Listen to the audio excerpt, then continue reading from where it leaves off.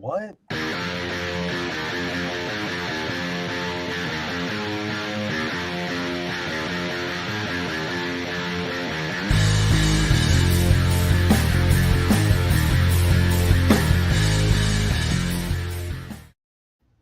We're back. It is episode 141 of the Metal Roundtable. I am Metal Rob, and with me, as always, is the great Carcass John. And continuing to be new and improved with this dude. Oh, I changed my name again today. Oh, what is it? Cool. Yeah.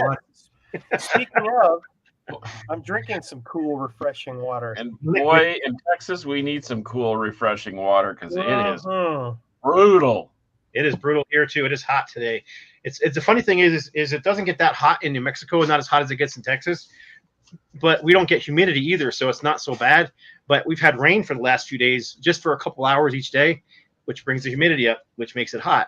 The problem with that is we all have evaporative coolers on our houses, and they don't work so hot when it's humid outside.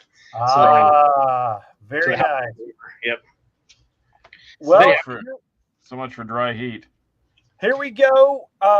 To kick things off the right way, like I know you're supposed to do it, we're supposed to tell you that you can follow me on Instagram at I am Metal Rob. You can follow the Carcass on Instagram at Carcass John Art.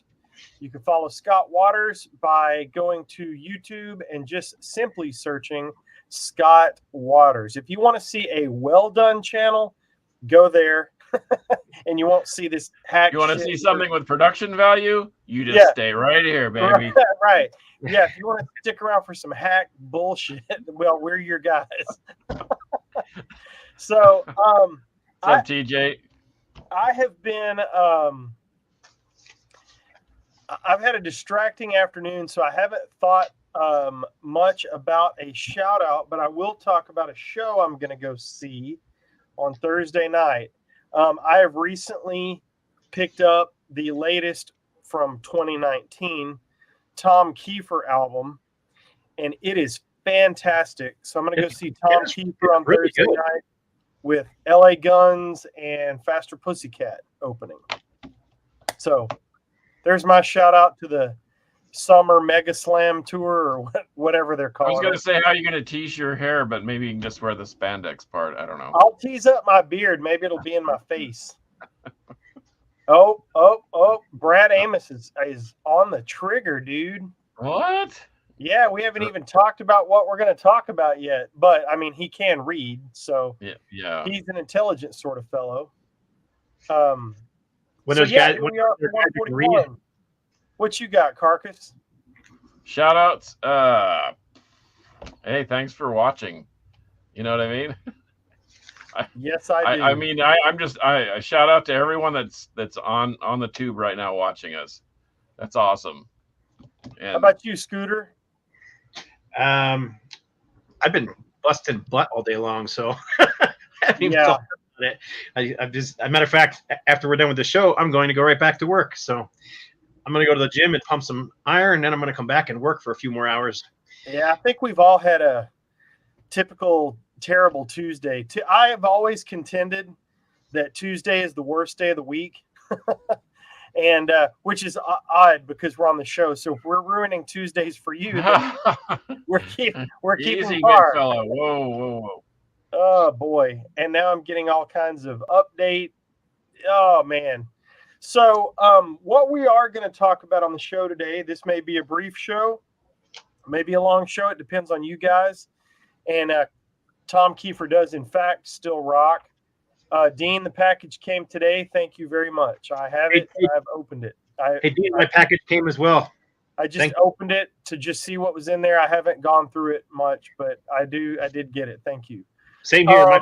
But I haven't had a chance to go through it because it literally just came.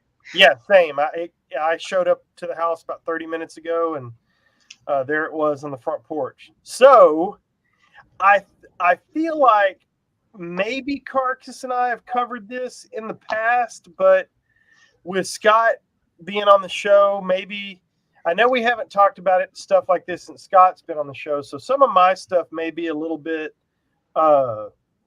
redundant because I know I've told stories about these things, but I don't know in what context. But anyway, I what we're going to talk we about did, today on episode 141 of the Metal Roundtable is Holy Grails in our collections. We're just going to each talk about 2 or 3 things that are Holy Grails, whatever that means, in our collections.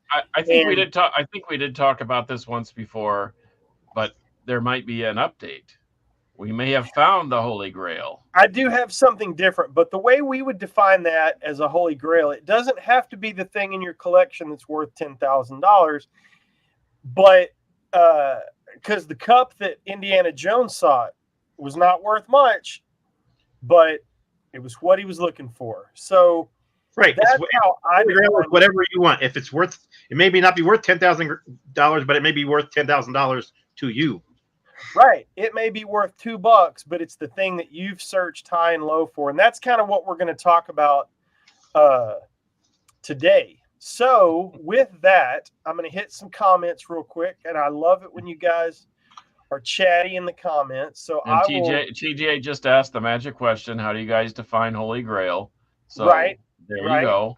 I like something, and it's something also that's not easy to find. So, I mean, everybody knows I'm a huge Aerosmith fan. So, Aerosmith Toys in the Attic wouldn't be a grail because you could find Aerosmith Toys in the Attic pretty much in any store anywhere. So, to me, that wouldn't be a grail. Even though I love the album. Except on Japanese pressing, which I've been looking for a long, long time and haven't seemed to come across one. I have that. Yes. So Brad's got the second Badlands on vinyl. That is, in fact, a Holy Grail, impossible to find. TJ says, what's up? Down in Austin. How about speaking of Badlands? I was going to mention that. How about Dusk, the third one?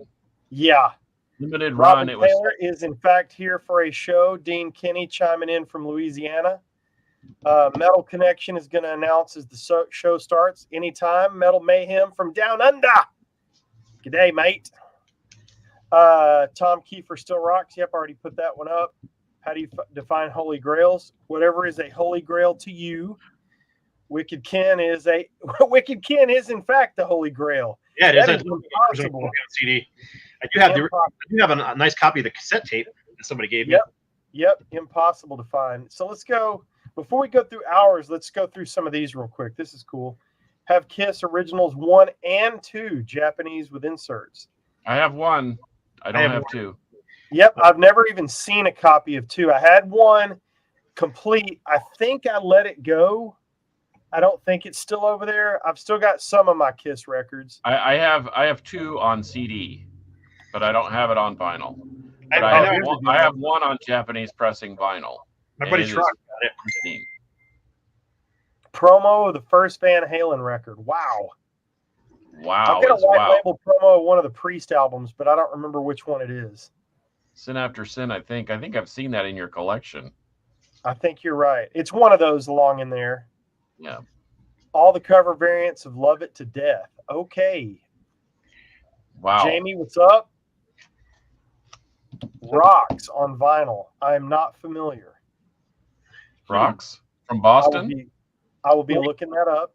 Like Rocks Regime or? No, Rocks. ROXX from. I'm guessing just Rocks, some band. I think they're from Boston, if I'm not mistaken, but we shall see. What's up, Frazier?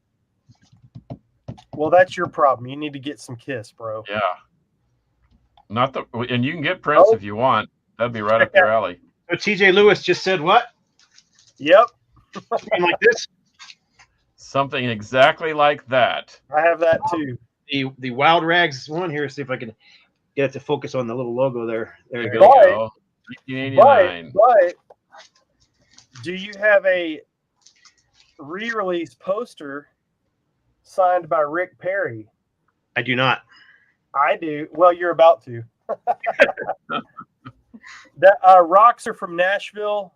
They had an album, an EP from '85. I'm putting that up there. Oh, here's a good one. So, Kyle, I had a second pressing of Too Fast for Love on Leather Records, and I very recently sold it to a guy who was on the hunt for it. I got a call from a record store. He knew I had it. The guy came over and grabbed it. Oh, shit. Yes, Mark Fields for the win. I got ASAP on CD, Fraser. Don't you have anything to do? Go away. Mark A fake Fields, you're box. awesome.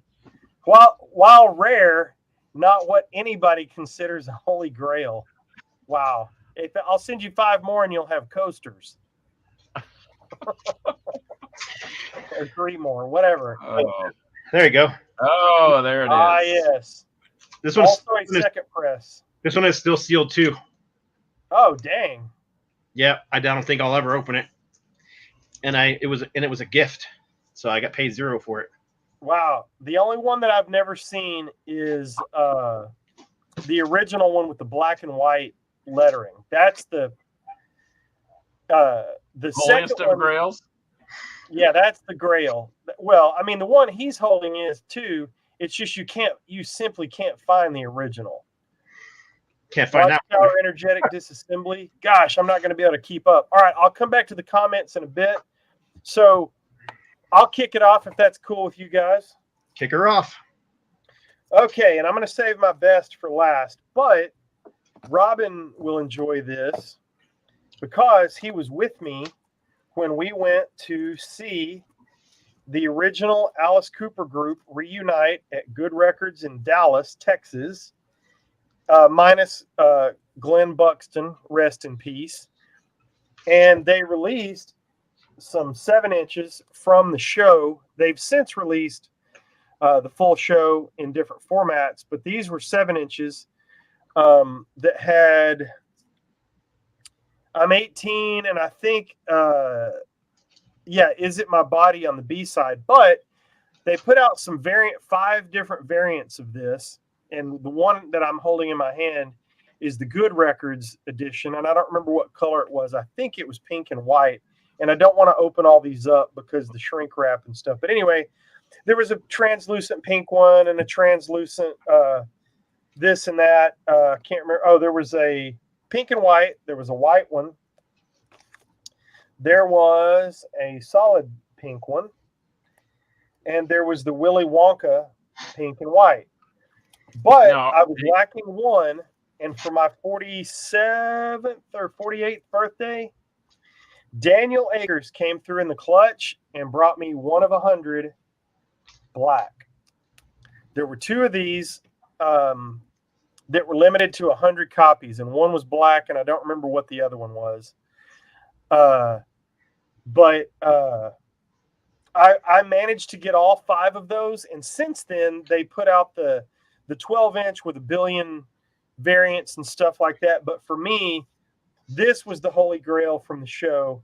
The only thing I'm looking for next, and I've got some of the 12-inch vinyl too, but the complete collection of 5 of these was a holy grail for me. It took me a long time to get them, and the only thing I lack now is the show on DVD or Blu-ray, or hopefully they'll release it on CD because I'm a CD guy. So what about you, Carcass? Show us something. Oh boy. Okay. Since somebody said the magic word test pressing, I actually have, in fact, TJ can vouch for this, but there's something in the water down in H-Town, and they specialize in heavy. So I have these 2 Insect Warfare test pressing 7 inches. One's 1 of 25 and one's 25 of 25. And one of these has they have like a clear. Oh, that's cool. They have like a silk screened mylar plastic thing, which I think is pretty cool. And people ask me about these all the time. Would I ever get rid of these? No, I mean, and these were gifted to me too by a very good friend of mine. In fact, that very good friend of mine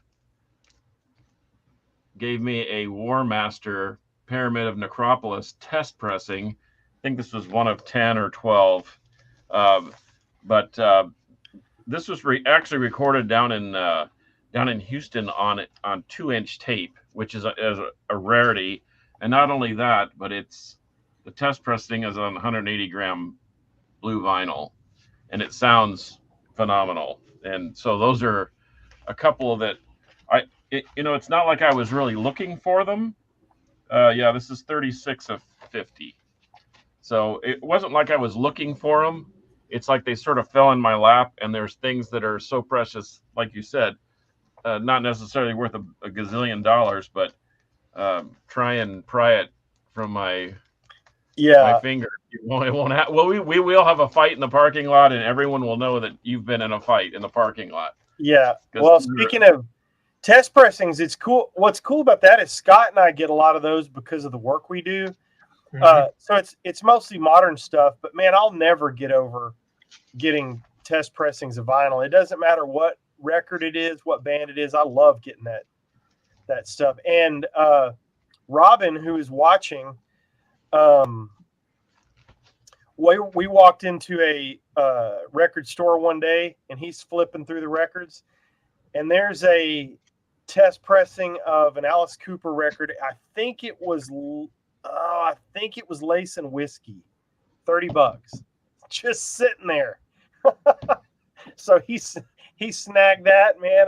I started to tackle him by the shoestrings when he was running away with it, clutching it, lovingly. But yeah, anyway.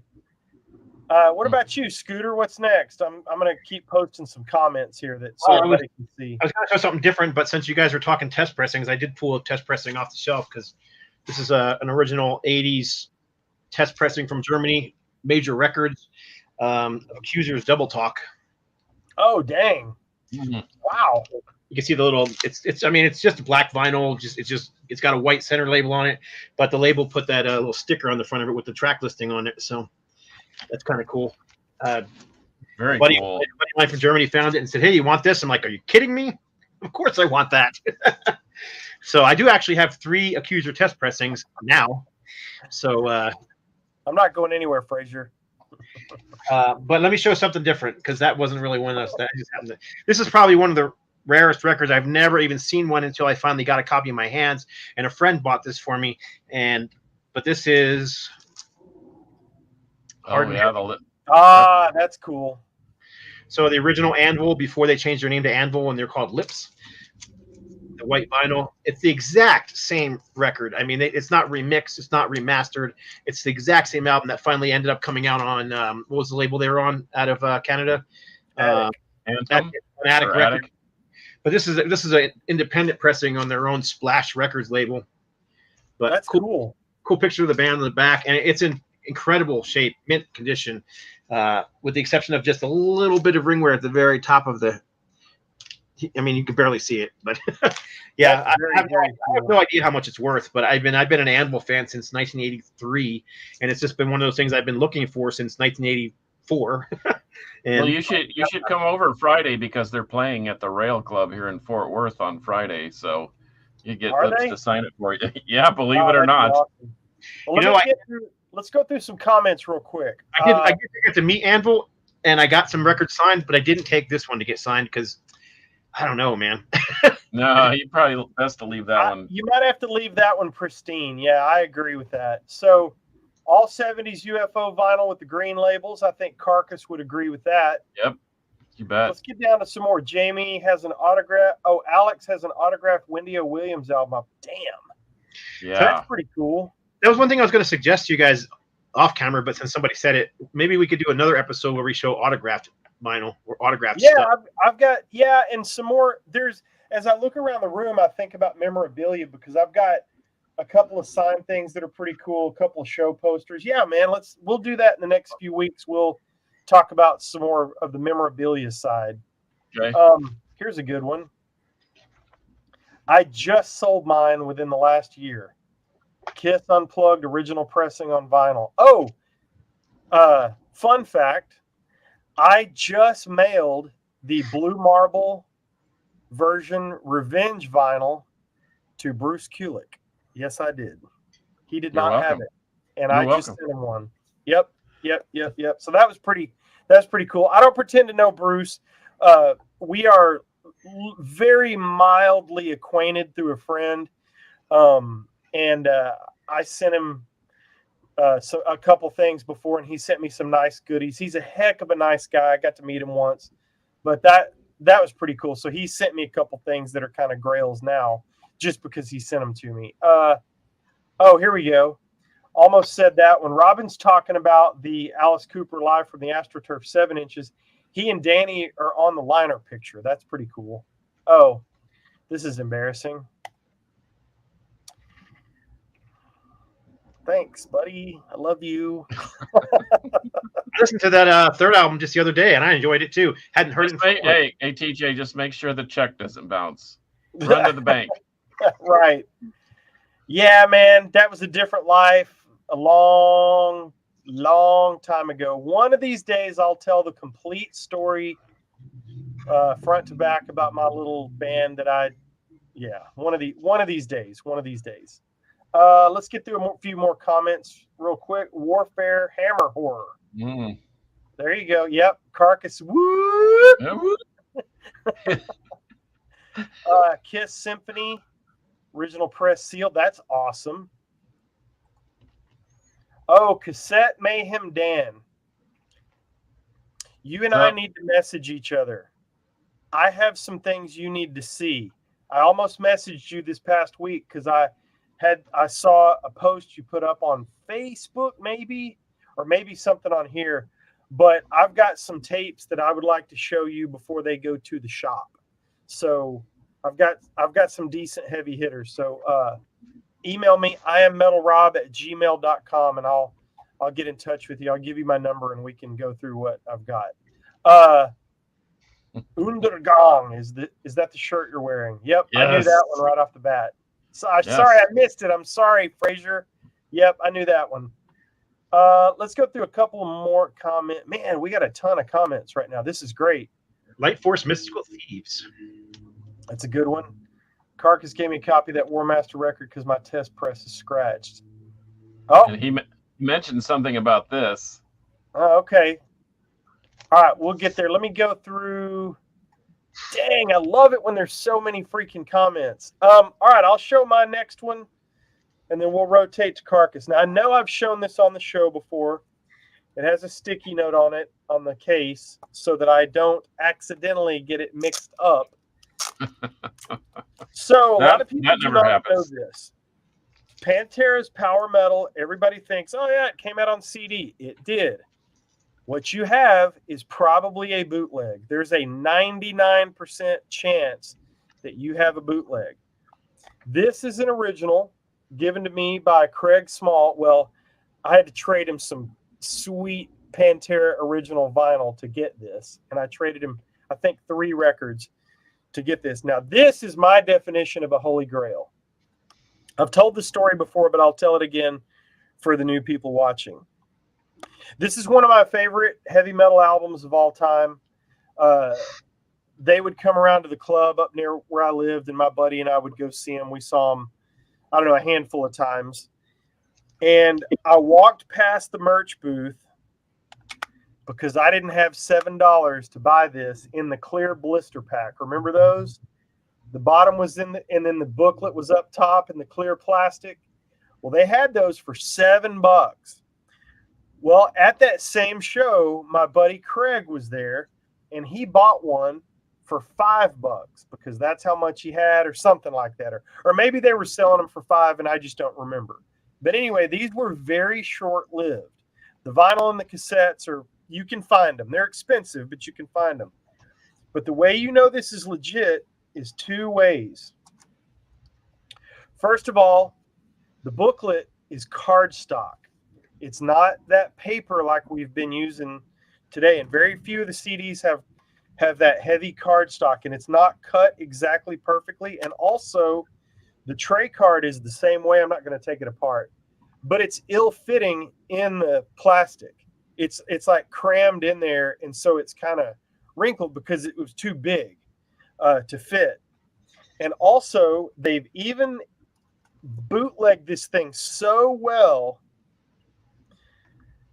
that they can get the Mastered by Nimbus on there, and they can even get the matrix number. But the problem is they're putting the matrix number on the hub part instead of the silver, and the font is different. But I have a bootleg, and it is so close it would fool you. But the dead giveaway on the bootleg is as soon as you touch the front or back insert, you will immediately know because it's modern paper and not heavy cardstock, and it's real flimsy.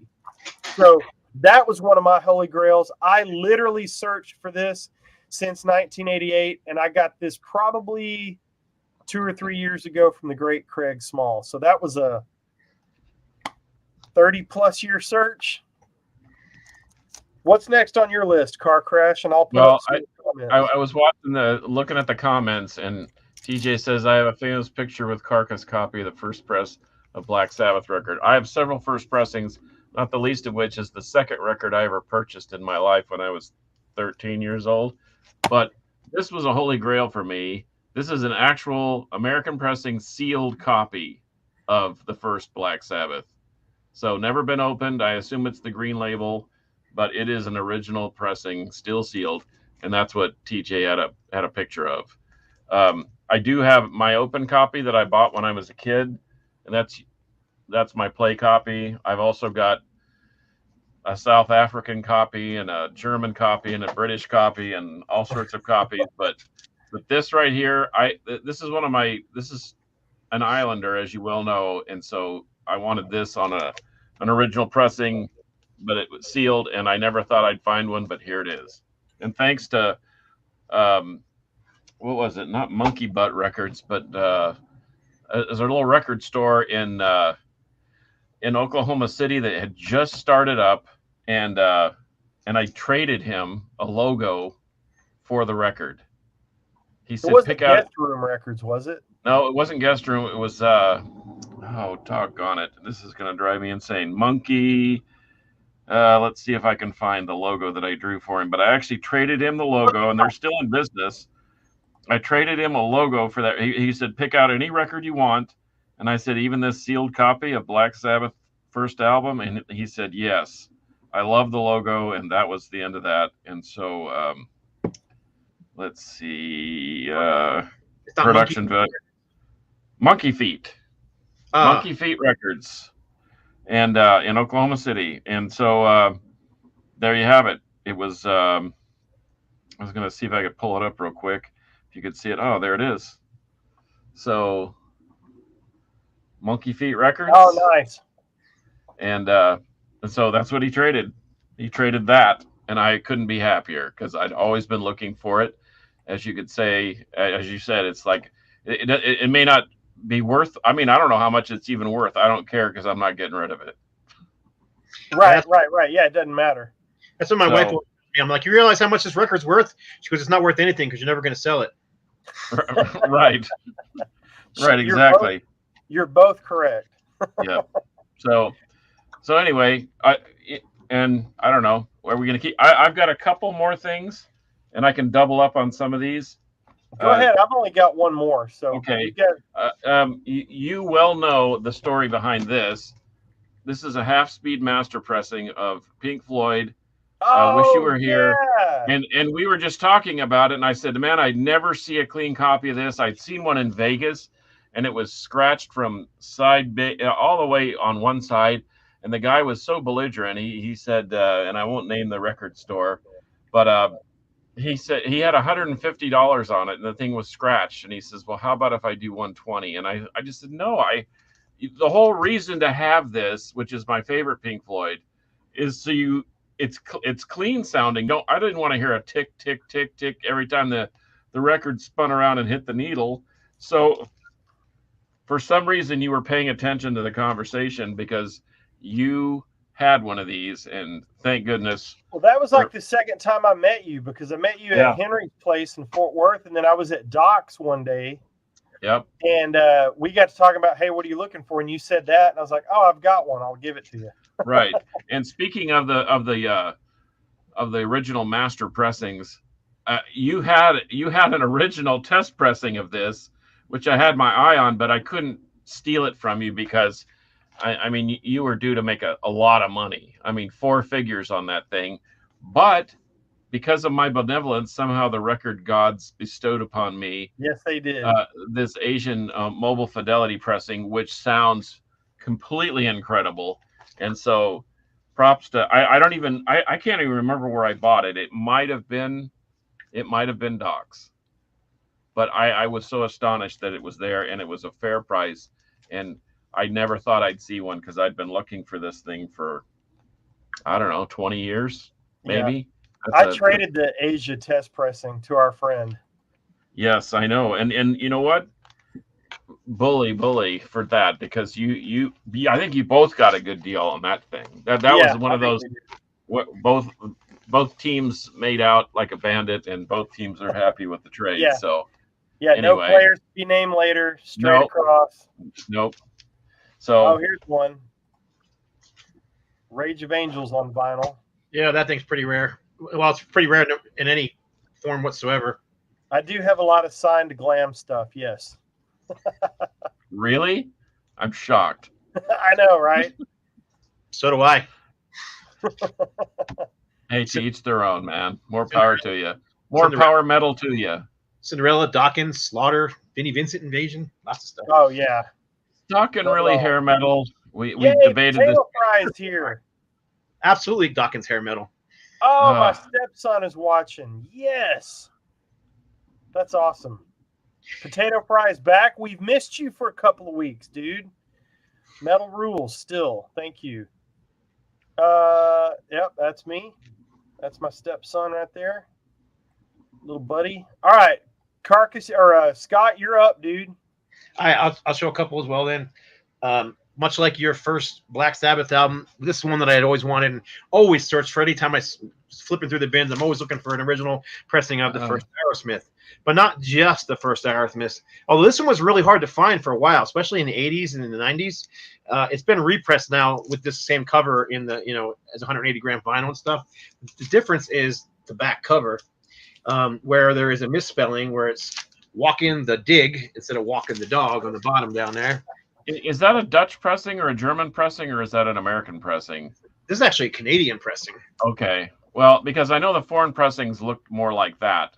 I like that version better. It's brighter and bolder. But I never see them in that good a shape, ever. This was a great shape. And then the other thing about this one is there's this little bio on the back. It's a made-up bio. It's all BS about the band. But when after this one was recalled for the Walk in the Dig mistake, they also changed the bio and took away several paragraphs because it made some of these guys sound like, hoodlums, which they probably were. Aerosmith hoodlums? Yeah, so they took a lot of the stuff out of so there's like a whole paragraph missing on any of the reissues from this one. So anyhow, original pressing of the first Aerosmith. There's U.S. pressings with the Walk in the Dig. There's Canadian pressings with Walk in the Dig. So I finally found one. And my buddy John, actually, who lives in Canada, came across it and made my day, year, month, whatever.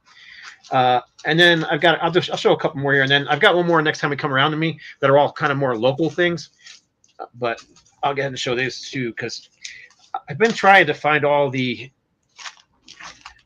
Australian AC/DC ones. I don't know that you can find these here and there.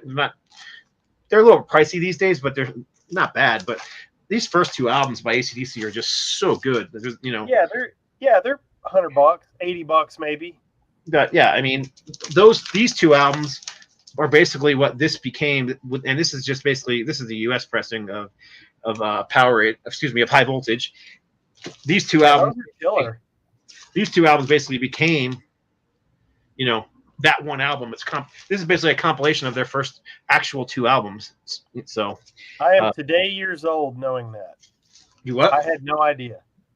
Oh yeah, and then they put out a few years, after they were huge in the 80s, in 1980, I should say, when Back in Black came out. Then they came out with that little EP, which is skipping my mind. What's the name of the EP that came out right around Back in Black and whatnot?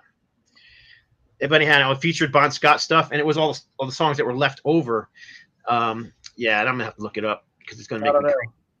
As soon as I say it, you all know it because it was a popular EP that everybody had back in the day.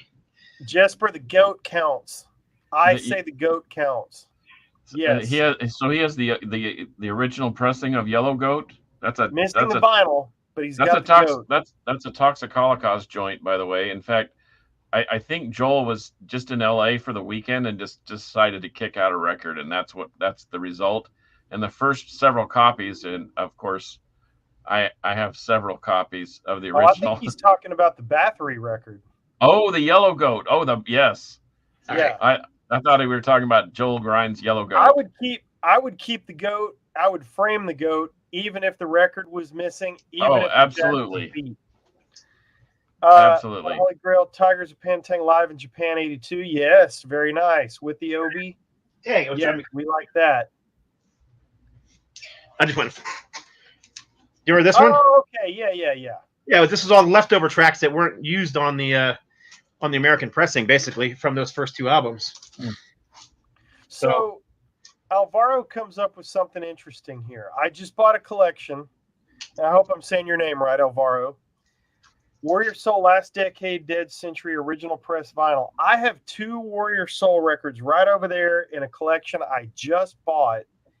I have no idea if they're original or not, and I've got a couple of Tool records in there that I'm not sure if they're original, and I'm going to have to very carefully figure that out. So I haven't delved into that yet. Gary Ireton, hello. Yes, very nice. Always good to see you, brother. We have a question coming up, and then I'll get to my next one. Knew you had it. Yep, Fraser, you called it. That's because you're the man.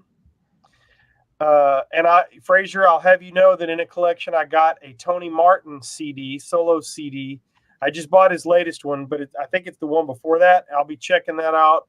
I will let you know what I think. Now, here comes our question, and then I'll get to my final one.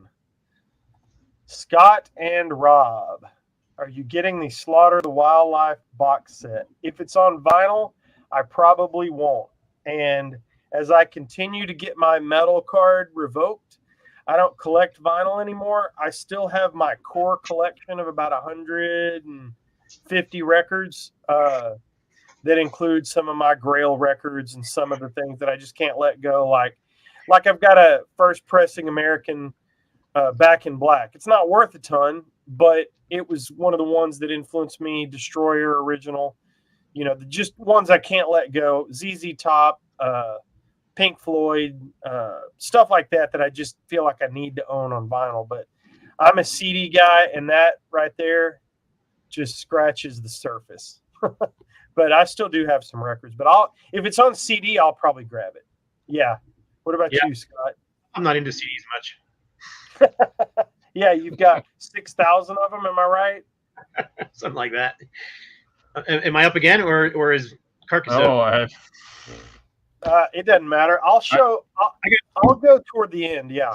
I got. Okay. Well, these are all. What I have here is all local bands and this is the one that I've searched for forever. And I was shocked because I remember about 1990, I got rid of my whole collection because I won't go into the whole story, but basically I got involved in a church that convinced me that I was listening to evil stuff and that I, was going to hell and all that kind of stuff. So I basically got rid of my whole collection, and that included some stuff that friends had given me, or bands that my friends were in, and this happened to be one of them. And this is the original Heathen's Rage EP on the Rock Streams Records. And this thing's, when I finally was, buying records again, I started looking this thing up. I couldn't find a copy for under $500. Discogs has them for like $800 if it's there anymore. So, but then the other thing about this is my copy. Not only did I have the original pressing of it, it was signed by my buddy Tony, I went to high school with, who was one of the guitar players. But it also had a promo photo in it and this kind of beat up old flyer that was hanging inside of a building, with tack holes and the whole thing in it. So I sold the whole thing together, and I know it disappeared. But anyhow, I finally got a copy. A friend purchased this for me and sent it to me as a gift, which I was stoked by. And then since that time, I actually have found the original Heathen's Rage promo photo, which I found on eBay for like under $10. And I even got the original.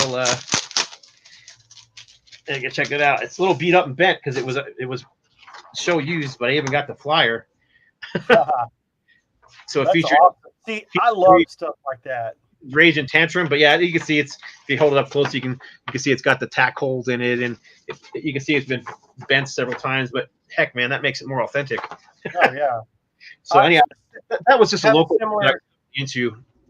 I don't know what you said that made me think of this, but one of the things that I've got in my collection over there, and it'll take me too long to grab it, was, and it's become a holy grail for me. One of the records I collected was the self-titled Rigor Mortis, and I have a pristine copy. And I was interested in that because those guys were from around here. But then on episode 23, I think, of the show, when we interviewed the late, great Bruce Corbett just a few days before he passed, I took a record-free jacket. Somebody gave me a jacket, and it was literally like beat and molded, but it was signed by all the guys. And I took it down there, and Bruce and the guys in the band, because somebody was there. Scott was with us, and they knew who they had signed the record to. And so that was cool. So I slid that in with my pristine, beautiful copy, and that became a holy grail to me because it wasn't signed to me or anything, but it's the one that we took. It's the one that was on the show. And Bruce and those guys just lit up when they saw it and knew who it was signed to. And so that was pretty cool. It wouldn't take too much to get it. Not that I wouldn't want to have it, but if Scott or not Scott, but if somebody from the band, Casey or somebody was like, hey man, what's it going to take? I'd probably let them have it because that's just a piece of history. But they signed it to one of the dudes in the band Talon that was local here. So that was kind of neat. But anyway, I'm rambling. Go ahead. These are local. So Heathens Rage were hugely popular in New Jersey. They were playing with all the big bands. They played with SOD and Anthrax, and I can't even remember they toured with the Ramones for a while, I think. But anyhow, they were really popular. But another band that was really popular that ended up, making it real big was Anthrax. And you'll never guess where I got this one from. So I've been looking for this forever. I had a bootleg version of this that's similar looking, although the logo was red instead of orange. But regardless, this is an original pressing of the very first Anthrax 7-inch album. This is one of those things I bought as a new release because they were a popular local band and we were all into them. So we were all psyched that they were finally getting a record out, and we all bought it, so including me. But unfortunately, that is another one that I got rid of in the 1990 purge. As well as these two, I've repurchased these since. These are both ones that I got rid of. But 1979, 1980 original pre-signed Twisted Sister self-released singles. I Never Grow Up Now, Under the Blade, Bad Boys of Rock and Roll, and The Campy Ladies Boy. Oh, so Mark is telling on me here. Yes, you got it from me, but I got it from Mark Fields, the great Mark Fields. Oh, he of the Faith Bomb drop. I got you. Yeah, jackass. You J.A. So, Moving Sidewalks by Billy Gibbons. That's cool. And I've got that on CD. Obviously, it's a repress. But my buddy, his buddy, has the American Blues. How about that? I have a Moving Sidewalks on vinyl, too, and I don't know what issue it is or pressing, but I know I have one. Hey, don't underrate that, Gary. That's cool. The Blue Oyster Cult Columbia Albums Collection, that is pretty awesome. Local band Child's Play Rat Race on cassette. Yes, that is very cool. I've either got that or I've seen. I think that was reissued on CD, and I think I have that. Hall of the Mountain King. Yes, that is very nice. Love Sabotage, especially that era of the band. Mm-hmm. Shit. Okay, Scott, you better get on your game. What's up? He's only got 10,000? I don't think you have 10,000, brother. You've got a lot, but Scott, you're at 6, right? What's that? You're at about 6, right? Oh, I don't know. I was at 6 years ago, so I'm probably over 10,000. But I'm going. Okay.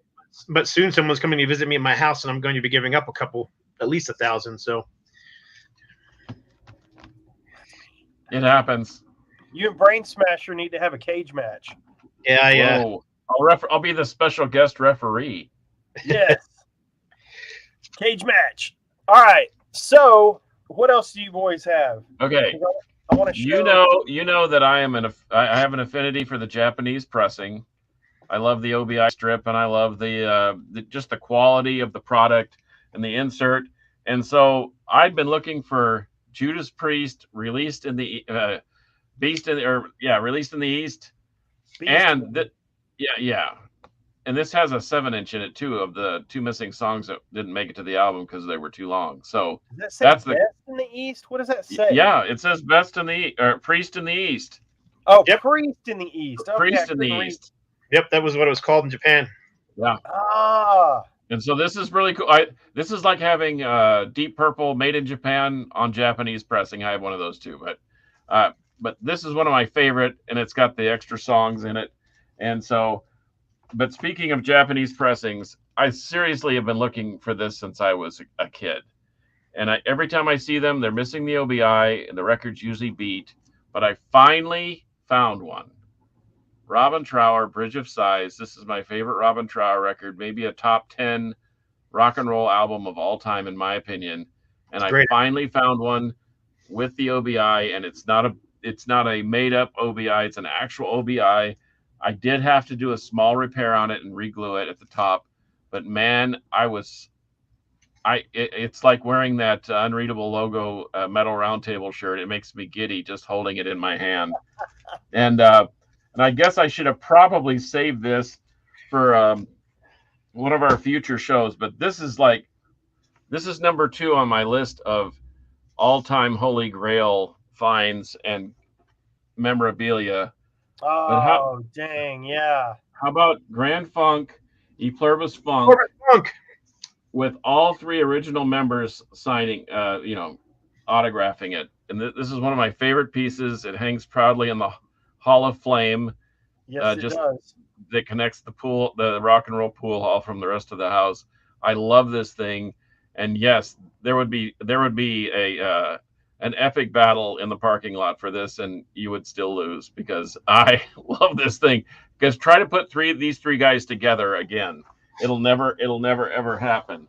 But since nobody said it, and we're getting down near the end of the story, I want to tell just a brief story. Because this is my holy grail. This is my holy grail. This is it. This is where it all started, people. Son of a bitch. These are the original Osric Tentacles demo tapes. Multi-pussy. And they're limited to 100. There's tons of bootlegs out there, but damn. I have them. Shockingly, I have them. And they're all handmade covers. We almost made it. No, we weren't going to make it. You know we weren't. So what that spawned is the Vitamin Enhanced cereal box set, which is basically all the tapes on CD. This got pulled off the shelf. I found this at the Vinyl Edge in Houston. Fraser can vouch for the Vinyl Edge. They pulled it from the shelf because Kellogg's sued them because of the likeness. So it was off the shelf for a while. I piecemealed this thing together over a 20-year period and I ended up, my last piece was the Live Ethereal cereal. I bought it from a guy called Lone Star Fighter Records, a guy that specializes in psychedelic and space rock in San Antonio. And here it is at the box set, and it's sealed. I sealed it up. And then, of course, they have to ruin everything by reissuing a remastered version. But I'm not disappointed because this thing sounds incredible. So there you have it. We weren't going to go an episode again. Never and ever again are we going to not talk about Osric Tentacles. But, of course, it all started right here on tape. So there you go, Robbie. Nice. All right, I want to catch up a couple of comments real quick. Okay, Scott, I think you can speak to this because we've been doing a little work on some reissues here. Yep, that's awesome. I have all the original Accuser CDs on the original German pressings on CD as well. Thanks to my buddy Olaf who hooked me up because he lives in the same town as those guys. So yeah, and I also have a couple of the original vinyl pressings too. So those are kind of hard to come by. They weren't on a big label, they were on Adam H, which The bonsai cassettes. Yes, that is very cool. And please email me. IamMetalRob@gmail.com. I got some stuff you might want to see before I put it out in the shops. This Metal Mayhem has mentioned this. I don't remember this. Do you remember this, Scott? The Dangerous Toys first 2 albums together on a double vinyl LP set? I've never seen it. Nope. I saw that. I've never even heard of that. That's awesome. When we get Jason on, we'll have to ask him about that. And then Alvaro mentioned this a couple of times, Under Wheels of Confusion CD box set. I don't know about that either. I wonder if that's like a greatest hits or the first 4 albums, or I'm gonna look it up. You may have stumped us. I was gonna say I have the Accuser, Who Dominates Who on original vinyl, and then I have Double Talk also. But those things are rare birds. Rob, you still have one more. Oh, there it is. Yes. Very nice. I just recently got these, and I wasn't going to show them, but since we're still chatting, and I got them sitting here. Oh, that's cool. The very first Ruthless EP. Wow. On there you go. Look at that back cover. Look at those photos. That's awesome. That is awesome. Metal Without Mercy on Ironworks Records. That's cool. And then the first full length. Oh yeah. Disciples of Steel. Discipline of Steel. Excuse me. I can't remember what label this is on. Optical Tentacles. Out of France. So hey, I know you still have one to show, but weren't we going to also talk about stuff that Grails that we're still looking for? Yes, and we better get to it because we're about to run out of time. Right. But don't you have one you want to show real quick too? Yep. Let me go real quick through these. Went to Chuck. Let's see. Strike and First Strike. That's cool. Oh yeah. Hey, by the way, Chuck is Vinyl Edge. That's who he's talking about. Yep. Supposed to put out a Tony Martin box set. Ultimatum Fatal Delay on cassette. Don't I have one of those, Scott? You said the best thing you can do with this is keep it wrapped. Yep. Never listen. keep it in the shrink wrap. Typo negative. Yeah, that's the same with my stuff. And nobody even knows my original band. Woo! Bad news. Looking for I do. Yep. I think it's original band. All right. I'll show what I think is definitely the Holy Grail in my collection. It's definitely the thing that I think on the market is probably worth the most. I know people have some other things that are probably worth more, but this is a verified, legit, original. This record has appeared on Antiques Roadshow, not while I was the owner, but I have a legit, verified, original Soundhouse tapes. Iron Maiden Soundhouse tapes. And I will show you the whole thing because I'm not afraid of it. So here we go. Be afraid. Be very afraid. So there it is out of the jacket. Little ring wear. Little some corner bumps and dings and whatnot. And there's the back with the cutout. More ring wear. What do you think this is worth? Village people, what it is. Village People in the Navy, 7-inch single. Millions. So I got this when I was doing my record collecting. I don't know if I put the word out that I was looking for it. I don't know if somebody was talking about it, but this dude put out feelers that if I drop this live, you're going to see a grown man cry. Now, it looks nice and glossy here, but in real life, it's actually been played. It's got some scuffs. It does not skip. There's that side. Doesn't skip. It plays. Oh, it sounded pretty good when I was listening to it at your place. Plays a little bit of noise, but there it is. So I got this from a guy in one of the Facebook groups. I think it was the Metal Cassette and CD Asylum, but I'm not 100% sure of that. But anyway, there's my top of the line Holy Grail. It stays in a lockbox. I mean, if the house burns down, I'm going to lose it. It's not going to be protected from fire. But anyway, I got it from a dude that needed money because his daughter was going to West Point and he wanted to go either see her go to West Point or graduate. I can't remember what the deal was, but I got that. And that took me forever and ever and ever to find a legit original. So that is it. So let's get on. And I'm going to put up some comments while you guys talk about what are you looking for still. I'm kind of out. I don't really have. I honestly can't think of anything at the moment. You got, go ahead. I got two things. That's it. I got sick. And and some of those things that are like I said, we may have talked about this before, but that Robin Trower was top of list.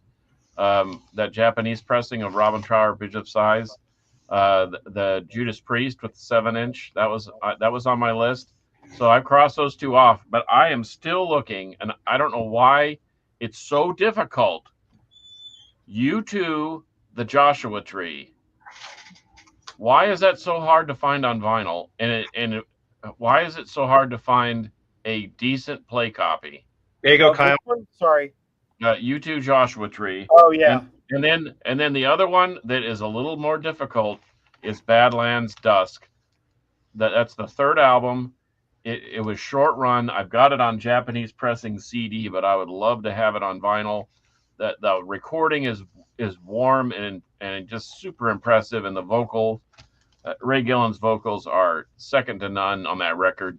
I love the first two albums, and there's nothing wrong with them, but Dusk by far blow those away, I think, and I would love to have it on vinyl. However, I'm happy with the CD because even the CD is hard to get. I know they released it on an American pressing at one time, but did you? I don't even have it on CD. Did you buy the Red Sea Blood album by any chance? Yes. Yeah. I mean, that's basically what became of the rhythm section of Badlands after Badlands broke up. So, right, with an equally great vocalist and an equally great guitar player. Yeah, I love that record too. But those are my two. If I could find those two, I would stop buying records. I've said that before, and that never for that day, for that week, I would stop buying records. Yeah, for that week exactly. Yeah. All right. So, is that it? I got. Alvaro, email me. IamMetalRob@gmail.com. You can find it. You can find me on Facebook. I think we're Facebook friends. Shoot me a message. And I'll tell you what I've got, and we'll work something out. I don't know if they're originals or not. I have no idea. I was just surprised to see Warrior Soul records at all. Yeah, go ahead, dude.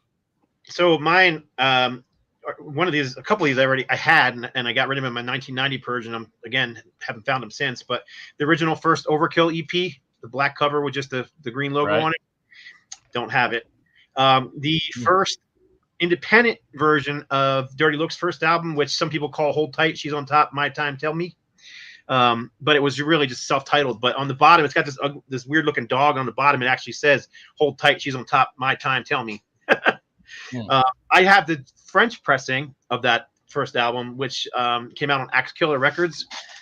It's kind of like the Dark Angel situation. The very first Dark Angel album, Axe Killer put their version out, and that gave the band enough money to be able to put their own version out in the US. Well, kind of the same thing happened with Dirty Looks. They had their own pressing, and Axe Killer put out. So there's two different versions of the same record. I have the Axe Killer version, looking for the original version. I'm also looking for the very first Dirty Looks EP, which is just called Dirty Looks EP. I don't have it. Never owned it. Wish I did. One of the biggest Grails, 7-inch Grails that I've been looking for forever is the Thin Lizzy New Day from 1971. 4-song EP that was on Decca Records. Had a really cool cover by what's the artist's name? Same guy who did most of the Thin Lizzy covers. Whose name I can't. It starts with an F. I can't remember it off the top of my head. Anyhow, Japanese pressing. I'm looking for the very first Amboy Dukes on Japanese pressing. With it's got a pin. Oh, I know. I had a friend who was very well off, and he gave me a lot. He's actually the guy who gave me that Motley Crue record for nothing, among other things he gave me. But he had that copy of it, and we went to see Nugent together, and he like I said, was very well off. He bought backstage passes. He ended up donating a ton of money to Ted Nugent's Camp for Kids. So Ted spent like 2 hours with us just signing autographs and all this crap my friend had. And one of the things he had was that Japanese pressing. And Ted was so into it because he had never even owned a copy himself. And there was a picture of him at like 16 years old on the front cover. Anyhow, so he sat there talking about it. And anyhow, I've always wanted it, and I've never owned a copy. Unfortunately, my buddy died, and when he died, I tried to see if there was some way I could get it, but they put his estate up for sale, and obviously I didn't get it because it went for sale, and it sold for several $1,000s. One that's less expensive, but I just can't seem to find it, is Believer Sanity Obscura on vinyl. I've got the first and third. I don't have the second. I can't find it. And to me, that's their best one. To me, that's their best one. I love that record. I do too, but I like my favorite's the first. But well, I like the first one too. But that's how I was introduced to the band. I think I told you I went to church with my buddy Mikey Bonaventura from Attacks at the time, and we saw them, and it was mind-boggling. I think Henry's got it. I think our friend at the Freak has a that Overkill that you're talking about. You may hit him up. I'll be there Saturday. And then finally, the one that I've never even seen, I have the cassette version of it, but I've never seen the vinyl version of it, is Objection Overruled by Exodus, the 12-inch single. The B-side has Exodus doing a cover of Ted Nugent's Free For All. Oh, what? Wow. So there's a cassette version of it as well, which I do have, which is also pretty rare, but I'd rather have the vinyl if I could find it. Well, your searching for holy grails are a lot more interesting than mine too. Yeah, I've had really good luck. Like I remember being a teenager at the Texas State Fair, and somebody was handing out Leatherwolf promo cassettes, and I found one of those. Yeah, I've got it right here. That is too random to be made up. I remember the girl. Yeah, there was some girl passing out Leatherwolf Street Ready cassettes, and I found one on eBay, and there it is. So Holy Grail, I don't know, but I wanted it, found it, and that's why I love eBay. Here's the cassette was right over there, so I just grabbed it. That's the Objection. Oh, nice. Oh, you know what? I actually have that. On you have this on the vinyl? On cassette. Oh yeah, I have the cassette just like that. Good luck finding the vinyl. Yeah, I got one of those. You guys remember this thing? They were giving these out to introduce the Ripper to the world. That was Demolition. Oh, I've never seen that. Or no, not Demolition, but Bullet Train. Yeah. I had a cassette deck in my car at the time. I had this old beat up Toyota Corolla that I used to drove around. I had a cassette deck, and man, I played that song over and over. I'm like, this is great. Jugulator. Man, that album rules, dude. That's the one you're thinking of. Yeah, Jugulator. I think Jugulator is great. I would love to hear Japanese pressing signed by the man himself. Rob Halford singing on Cathedral Spires, because that song is freaking brilliant. Yep. Anyhow, those are some that I'm looking for. So yeah, Overkill, Dirty Looks, Thin Lizzy, Amboy Dukes, Believer, and Exodus. That's it. That's awesome. That is what we are here for, is to sit around and talk about metal. And man, the comments were on fire today. I freaking love that. So hit me up about the Warrior Soul and hit me up about the tapes. I am metalrob@gmail.com, and I'll hit you back. I think I've sent everybody the 7-inch records that they won, or that we gave away. I've got a stack this big, so if you want one of those, I should have grabbed one. Anyway, next show I'll talk about that again, and I'll send some more out. So yeah, that's it. Any parting shots, boys? Hey, anybody got a U2 Joshua Tree on vinyl that doesn't look like it's been skipped across the driveway or sandwiched between encyclopedias for like 30 years, then please hit me up. I'm happy to pay for it. Yeah, message Carcass at CarcassJohnArt on Instagram, or you can give out your email if you want to. CarcassJohn@hotmail.com. Hit me up. Not too tough. All right, boys. Well, for episode 141 of the Metal Roundtable, I am Metal Rob, And we will see you next week with another exciting episode. I know you're all with riveted. high production value. That's right. High production value. And this time I'm actually not going to have comments up on the screen as we're doing the outro. I'm trying to learn as I go. I'm getting not good, but at least better. So, and I'm looking for it right now. I'm trying to vamp until I can find the outro. All right, you know how we do it. Until next time, metal will prevail.